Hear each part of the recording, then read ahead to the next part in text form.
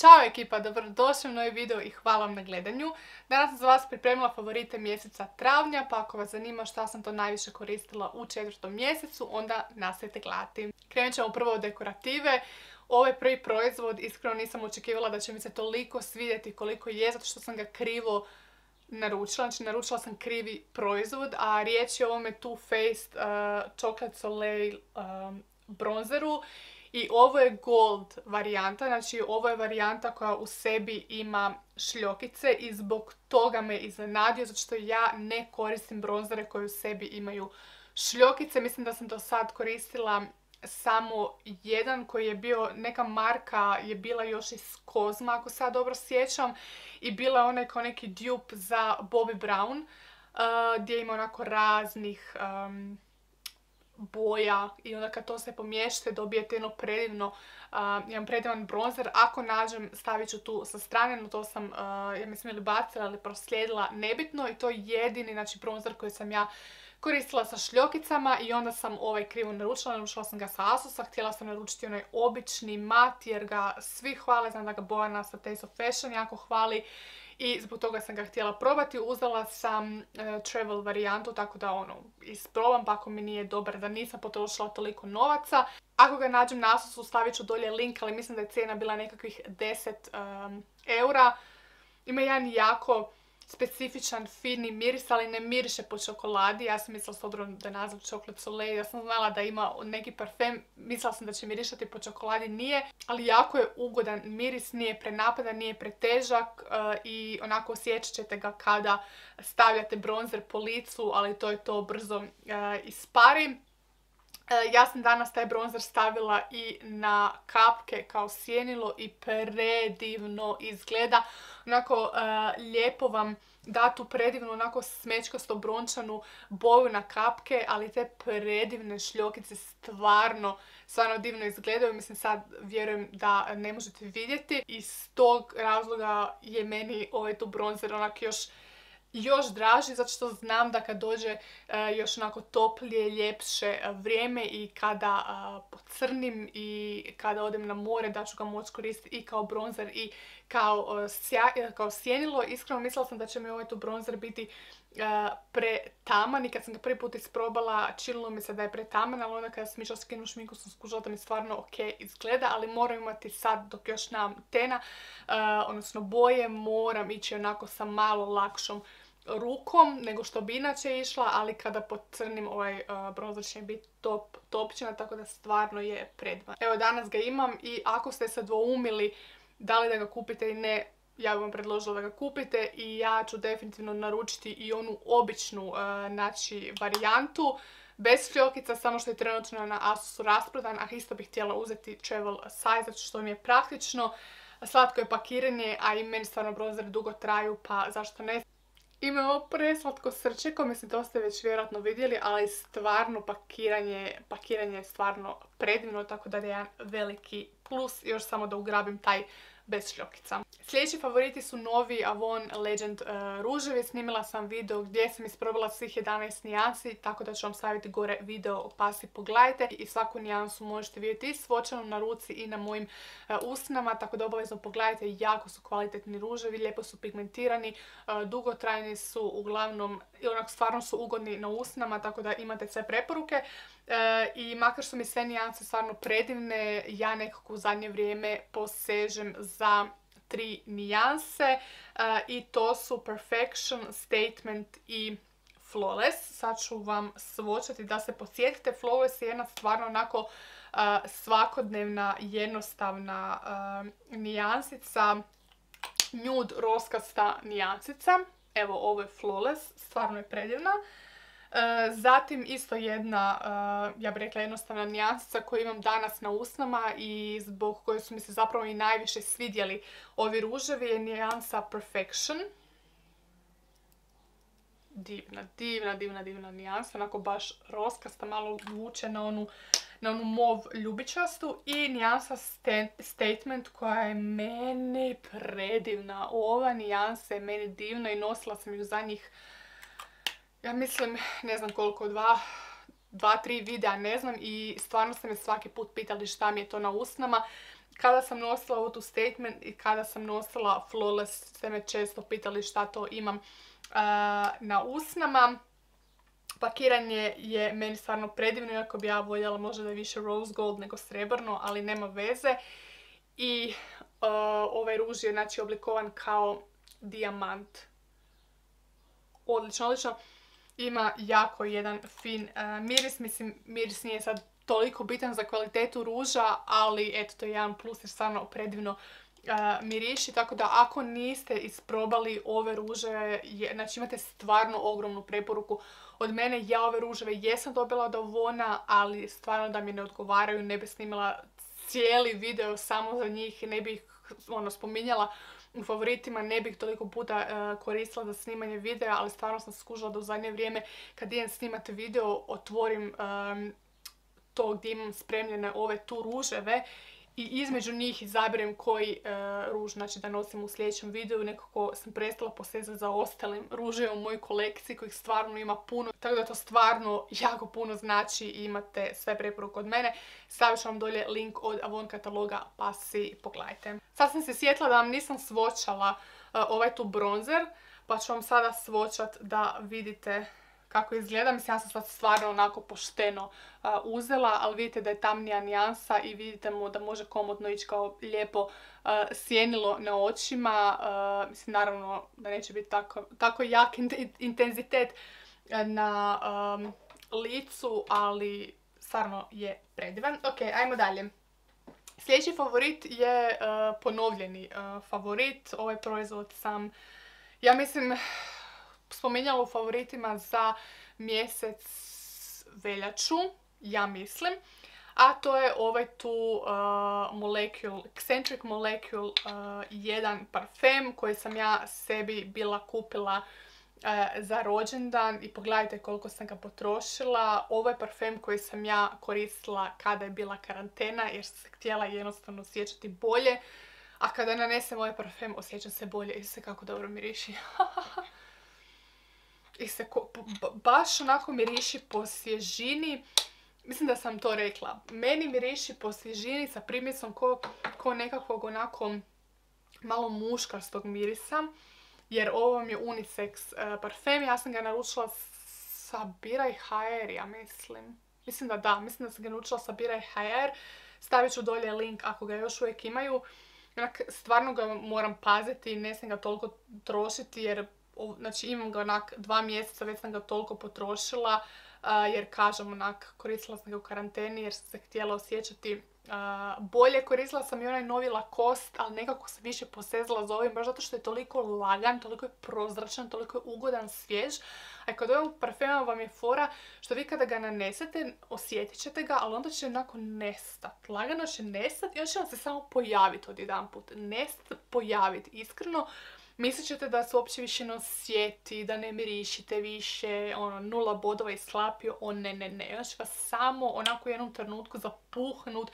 Predivan miris ovog parfema.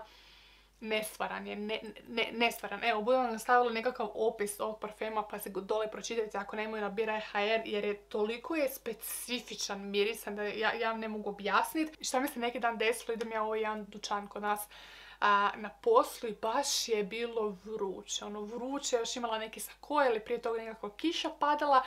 Ja rekao, ajde, neću skidati sakoje, idem sa sakojem. Skuhala se do dućana, uđem u dućan. Ostavim stvari na blagajni i sjetim se, ajde da pogledam još neke sokove. Sam gledala i sagnem se i žena koja je bila na blagajni jedanput sam kaže, šta to fino miriši? I ja se u tom trenutku dižem, idem platiti te stvari koje sam ostavila i ona meni, jesi to ti?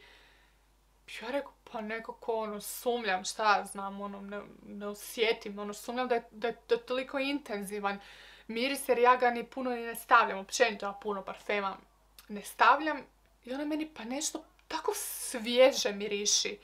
I onak, onda možda jesam. Tako da, eto, ako mislite da ovaj parfem se ne osjeti i da je slapio, ne varate se toliko. Htjela sam ga sad pošpricat, no, moram ga šparat jer danas ne idem nigdje, tako da ne šparamo ga. Uglavnom, da, odličan je parfem.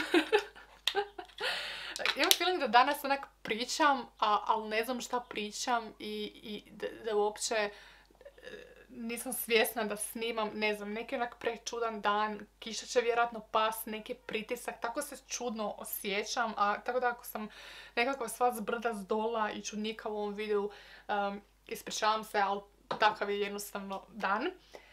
Sljedeći favoriti su trajni lak. To je To Depend set koji sam si kupila za rođendan. Dva favorita šta sam si za rođendan kupila, slatko. Znači to je Depend set za trajni lak.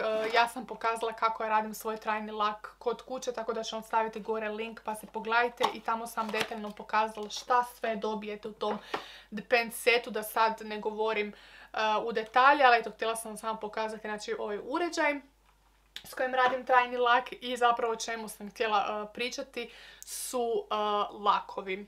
Sad, ja imam samo ova dva laka, imam Pink Line i imam Ferrari Red. Ovako, trenutno na rukama, odnosno noktima imam ovaj Pink Line i nisam ga neko vrijeme koristila, nekako sam uvijek posezala za ovim Ferrari Red koji mi je odličan i ovo mi je favorit. Ova nijansa mi je favorit, nekako sam skužila da mi puno duže trajni lak traje kada koristim ovu nijansicu i ova nijansa se nekako rijeđa od ove. Ova nijansa je dosta gusta. Možda je gusta baš iz tog razloga što je svjetlija nijansa pa su je tako htjeli dati na pigmentaciji, ali sam primijetila da ju teže nanosim zato što je gušća i da moram obavezno staviti dva sloja zato što je tako svjetla nijansa i onda mi nekako bude deblji. Znači, sloj, oba sloja su mi nekako deblja, pa je samim time i završni izgled trajnog laka onako nekako deblji i onda sam primijetila da mi se zbog toga puno lakše podiže sa strane i samim time mi se puno lakše skida, tako da iskreno ne znam da li bi više posezala, odnosno kupovala ovu tu nijansu. Potrošit ću je do kraja, ali ne znam da li bi ju ponovo kupovala. Vidjela sam da još imaju nekakvu svjetliju nijansu, pa ako je neka od vas isprobala možda još tih njihovih svjetlih nijansi, pišite mi. Jer ako nisu baš dobre, ne bih onda kupovala, ali ova Ferrari Red je odlična, puno duže traje, ljepši je onako tanji sloj. I baš mi je drago što sam nju kupila i nadam se da su i ostale tamnije nijanse tako dobre. A vi eto, ako ste isprobali neku svjetlju, isto mi pišite. A sve u svemu, kompletan ovaj set je stvarno super stvar i ako ne želite više davati novce za odlazak kod znači kozmetičarke na manikuru, ako želite ušparati novčeke, želite raditi doma, imate znači sve preporuke za ovaj set.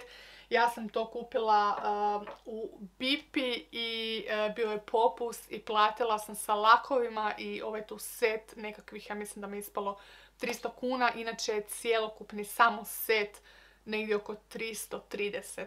Tako negdje. Idemo na preparativu i imam samo jedan proizvod i čak sam ga potrošila, tako da ćete ga uskoro gledati i u potrošenim proizvodima. Riječ je o Avon Senses Precious Shower Oils u mirisu Scarlet Rose i Patchouli. To je Shower Cream with Argan Oil.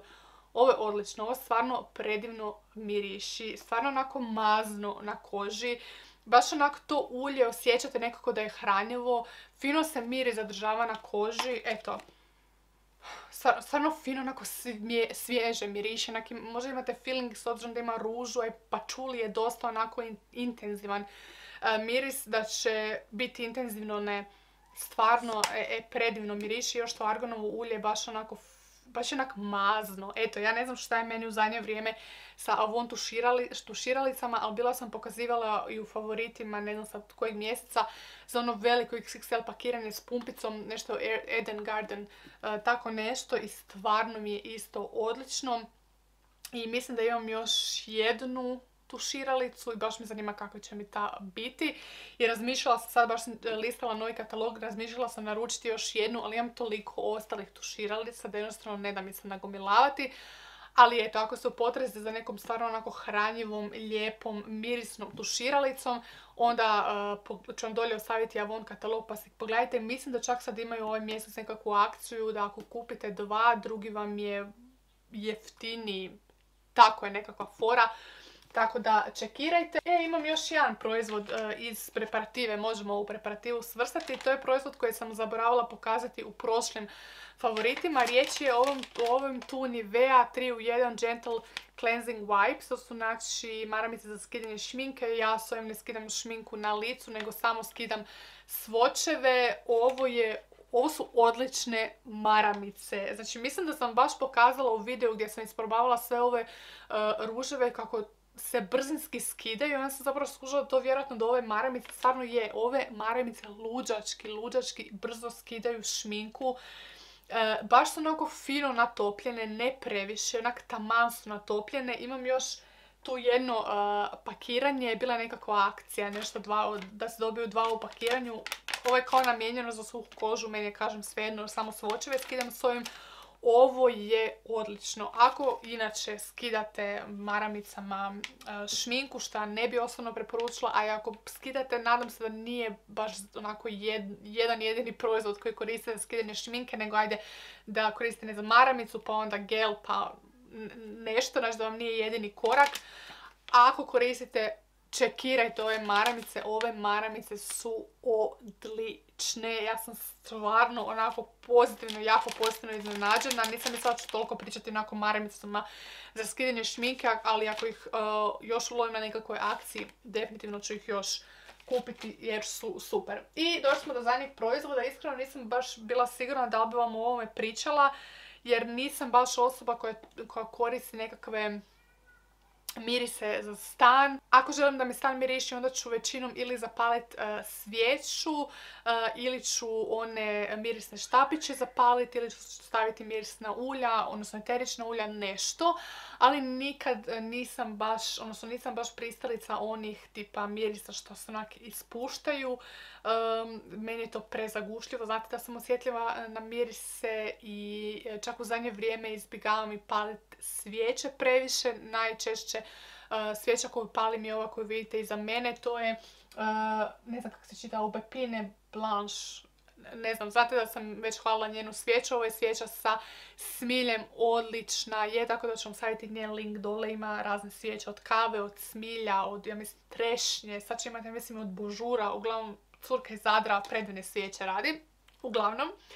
Tako da nisam baš pristalica da koristim te nekakve mirise za stan. Ali ovaj miris me apsolutno oduševio i htjela sam kupiti. Riječ je o Airwick Aqua Mist. I ovo je mist sa frezijom i sa jasminom. Ovo je miris i za prostor i za tkaninu. Ovo tako miriši po svježem, po proljeću. Nije prezagušljiv miris. Možete onak, ne znam ja koliko puta to prskat, neće biti zagušljiv. Ja ovo najviše onako znam poprskat samo 2 puta po zraku i poprskam po zavjesama. Miris je odličan. Ovo izgleda da nisam ništa koristila, ali stvarno sam koristila i pretpostavljam da imaju još nekoliko mirisa, varijanti, ali meni se ovaj najviše svidio zato što sam htjela baš da bude onako lagan, nekako proljetni miris. Nisam htjela ništa slatko, ništa intenzivno, tako da eto, ako ste u potrazi za nekakvim mirisom za stan ili za tkaninu, onda se pogledajte. I osim znači, frezije i francuskog jasmina ima i malo jabuke u sebi, što se onako osjeća se. Jabuka se najmanje osjeća, ali onak daje još nekakvu dodatnu svježinu, tako da eto, to mi je isto jedan favorit. Nisam iskreno očekivala da će mi se ovo naći u favoritima, ali stvarno predivno miriši. Ja se nadam da nisam ništa zaboravila, vjerojatno jesam. Uvijek kada editiram video se sjetim da sam nešto zaboravila spomenuti i onda se moram sljedeći mjesec kada snimam nove favorite podsjetiti na taj proizvod, tako da je uvijek jako zabavno. Eto, nadam se da vam se svidio video. Ako imamo neke iste favorite, pišite mi dolje u komentarima. Pišite mi isto tako koji su bili vaši favoriti za mjesec travanj. Ako se još niste pretplatili na moj kanal, ljubazno vas molim da se pretplatite. To mi stvarno jako puno značilo. Da stisnete like na ovaj video i da stisnete ono zvonce kako bi bili obavješteni o svakom novom videu. Hvala vam puno na gledanju. Želim vam ugodan ostatak dana, a mi se vidimo u sljedećem videu.